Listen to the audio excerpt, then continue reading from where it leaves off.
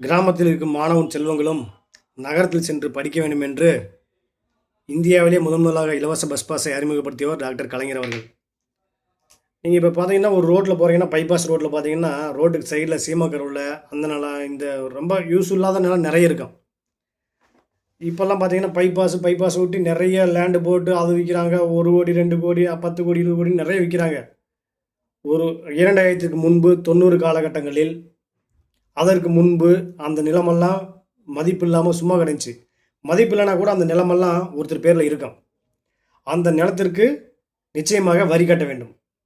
இப்பொழுது வீட்டு வரி, கரண்ட் வரி, குடிநீர் வரி, மின்சார வரி அனைத்து கட்டுறோம் இல்லையா? அது மாதிரி அந்த நிலம் நீ விவசாயம் பண்ணாலும் சரி, பண்ணாவிட்டாலும் சரி, அந்த நிலத்திற்கு வரி கட்டி ஆக வேண்டும். கலைஞர் அவர்கள் விவசாயம் அல்லாத, அதாவது விவசாயம் செய்ய முடியாத நிலத்திற்கு வரி தேவையில்லை, வரி கட்ட தேவையில்லை என்று சட்டத்தை இயற்றியவர் முத்தமிழறிஞர் டாக்டர் கலைஞர் அவர்கள். நில உச்சவரம்பு சட்டத்தை கொண்டு வந்தார். நில உச்சவரம்புன்னு என்ன தெரியுங்களா? ஒரு பண்ணையார் முதலாளி 100 ஏக்கர் வச்சிருக்கலாம், 50 ஏக்கர் வச்சிருக்கலாம், 200 ஏக்கர் வச்சிருக்கலாம், 300 ஏக்கர், ஏன் 500 கூட 1000 ஏக்கர் கூட வச்சிருக்காங்க. அப்படி வச்சிருக்கிறவங்க கிட்ட எல்லாம் போய் வேலை செஞ்சு அன்னைக்கு ஃபுல்லாக வேலை செஞ்சுட்டு ஒரு படி நெல் வாங்கிட்டு வருவாங்க. ஒரு படி நெல் இல்லைன்னா அரிசி. அந்த காலத்துலலாம் உங்களுக்கு நீங்கள் கொஞ்சம் வரலாறு பார்த்தீங்கன்னு தெரியும். ஒரு படி நெல் அரிசி வாங்கிட்டு இருந்தால் அவங்க வாழ்வாதாரத்தை கழிச்சிட்டு இருந்தாங்க.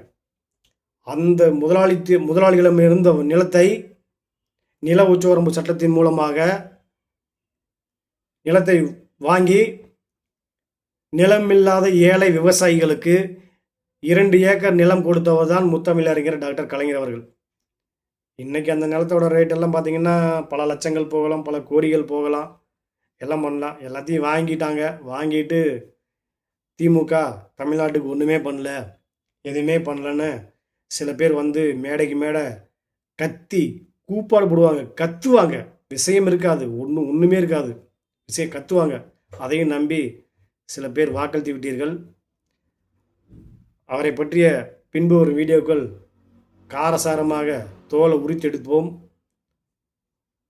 இன்று நாம் எதை பற்றி பேச வேண்டுமோ அதை பற்றி மட்டும்தான் பேச வேண்டும்.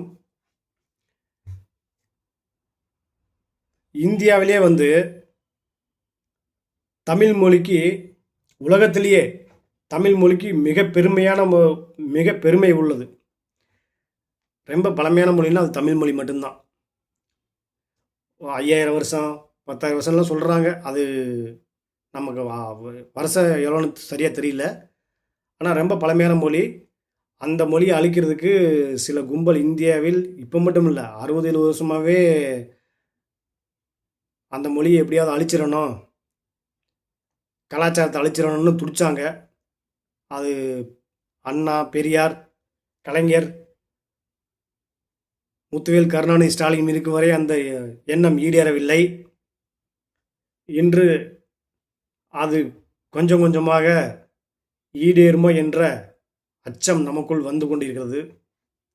ஏன் இதை சொல்ல வேண்டும் என்றால், முதல்வர் அவர்கள் பதவியேற்ற போது, திரு விஜய் அவர்கள் பதவியேற்ற போது முதலில் தமிழ்தாய் வாழ்த்து பாடவில்லை. அன்று ராஜ்மோகன் அமைச்சர், கல்வித்துறை அமைச்சர் ராஜ்மோகன் அவர்கள் சொல்கிறார், நாங்கள் எவ்வளவோ சொன்னோம், தமிழ்தாய் வாழ்த்தை பாட சொல்லி எவ்வளவோ சொன்னோம், அவங்க கேட்கல, எங்களுக்கு தெரியாமையே அதை ஏற்பாடு பண்ணிட்டாங்க அப்படின்னு பேசினார். இனி வரும் விழாக்களில் நிச்சயமாக தமிழ்தாய் வாழ்த்து மட்டும்தான் முதலில் பாடப்படும் என்று அன்று உறுதியளித்தார். ஒரு வாரம் 10 நாளுக்கு அப்புறம் இந்த அமைச்சர்கள் இருக்காங்கல்ல, அமைச்சர்கள்லாம் பதவியேற்பு விழா நடந்தது. அந்த அமைச்சர்கள் பதவியேற்பு விழாவிலும் தமிழ்தாய் வாழ்த்து 3வது தான் பாடப்பட்டது. அந்த நிகழ்ச்சி முடிந்து ராஜ்மோகன் அவர்கள் வெளியில் சொல்கிறார், இன்றும் நாங்கள் சொன்னோம், அவர்கள் கேட்கவில்லை என்று மீடியாவில் நிருபர்களுக்கு அவர் பேசினார். ஏப்பா, நீங்கள் எல்லாத்தையும் சொல்லிக்கிட்டே இருப்பீங்கன்னா அவங்க கேட்க மாட்டேன்னா அப்போ நீங்கள் எதுக்கு ஆட்சி அதிகாரத்தில் இருக்கிறீங்க? உங்களை எப்படி உங்களை மக்கள் நம்பி ஓட்டு போட்டிருக்காங்க. அதை எப்படி காப்பாற்றுவீங்க? தமிழை எப்படி காப்பாற்றுவீங்க? இந்த தமிழ் மொழி எவ்வளோ தொன்மையான மொழி, அதை காப்பாற்ற வேண்டாமா? தமிழ் கலாச்சாரம் உலகத்திற்கே ஒரு எடுத்துக்காட்டான கலாச்சாரம், அதை காப்பாற்ற வேண்டாமா? வந்து இன்னும் கேள்வி கேட்டால் அசால்ட்டாக சொல்லிட்டு போகிறீங்க. நாங்கள் எவ்வளவோ எடுத்து சொன்னோம், அவர்கள் இஷ்டத்துக்கு செய்கிறார்கள். இதுதான் திமுகவிற்கும் மற்ற கட்சிகளுக்கும் உள்ள வித்தியாசம். மக்களே, தயவு செய்து கொஞ்சம் சிந்தித்து பார்க்க வேண்டும். இந்த தமிழுக்கு செம்மொழி அந்தஸ்தை பெற்று தந்தவர் முத்தமிழறிஞர் டாக்டர் கலைஞர். செம்மொழி அந்தஸ்து உலகத்திலே 5வது மொழியாக செம்மொழி அந்தஸ்து வாங்கி கொடுத்தவர் முத்தமிழ் டாக்டர் கலைஞர்.